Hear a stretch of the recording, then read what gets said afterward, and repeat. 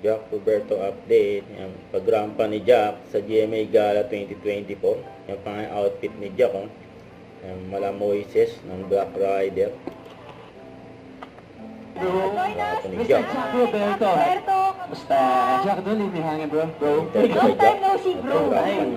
Kamusta? Okay naman. Excited. Kung kanina short hair, Bob, sporting a super short hair. Ikaw naman with this one, what do you call that hairstyle?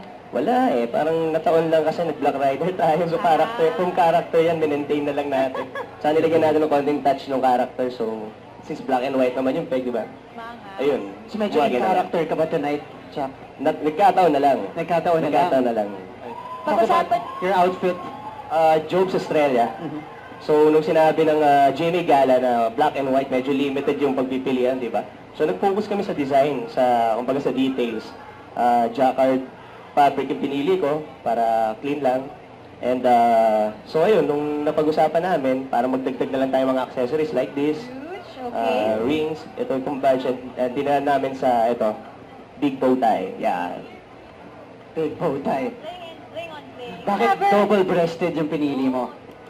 Kasi ito yung style na hindi ko pa nasusuot. So, gusto ko malaman kung gaano kahirap pag umupo.